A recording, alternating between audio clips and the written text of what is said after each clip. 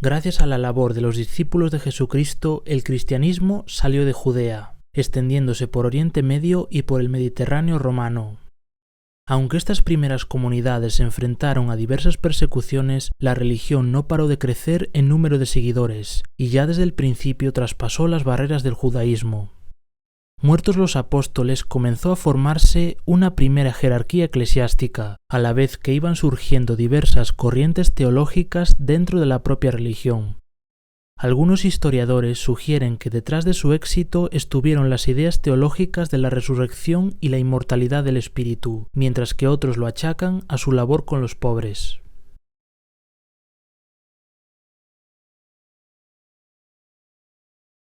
En el año 301 después de Cristo, Armenia se convirtió en el primer reino del mundo en establecer el cristianismo como religión oficial.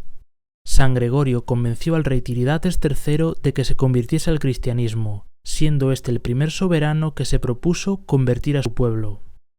Desde entonces, San Gregorio fue conocido como el Iluminador, y hoy en día es patrón de la Iglesia Apostólica de Armenia.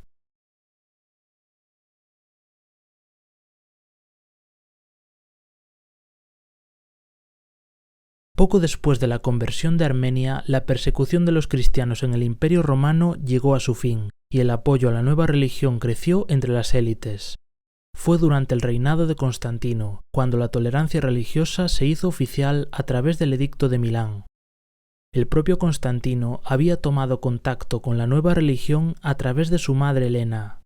Sin embargo, Constantino no se convirtió en cristiano hasta que estuvo en su lecho de muerte. Prestó apoyo financiero a la Iglesia y supervisó su administración, todo ello sin renunciar al culto de Mitra, al menos de cara al gran público.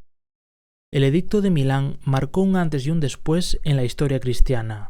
En ese momento, la nueva fe solamente contaba con unos 5 millones de seguidores, de los 50 millones de habitantes que se supone tenía el imperio. No obstante, la Iglesia comenzaría desde ese momento una imparable expansión dentro y fuera del mundo romano.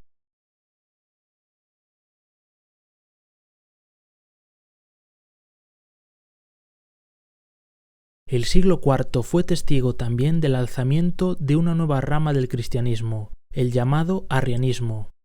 Basado en las doctrinas expuestas por Arrio, defendía que Jesús había sido creado por Dios y que por tanto no era completamente igual a él. Mientras que la mayoría de los concilios declaraban al arrianismo como una herejía, algunas tribus germánicas lo adoptaron como su religión, incluidos los ostrogodos de Italia, los visigodos de Hispania y los vándalos de África. El arrianismo sobrevivió en estos reinos hasta los siglos VI y VII en el caso de Italia.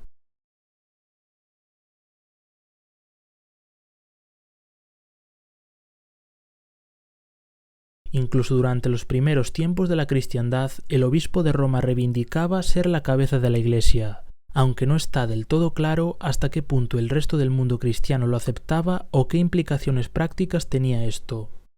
Los obispos romanos, conocidos como papas, tuvieron una influencia considerable sobre los nacientes reinos de Occidente, aunque al principio de la Edad Media Roma y la Iglesia estaban sometidas formalmente al control bizantino. De todas formas, los papas destacaron siempre por patrocinar expediciones misioneras para convertir a otros pueblos del occidente europeo. Gradualmente, la Iglesia romana fue rompiendo sus lazos con Bizancio, a la vez que se distanciaba de las iglesias orientales en cuanto a doctrina y jerarquía.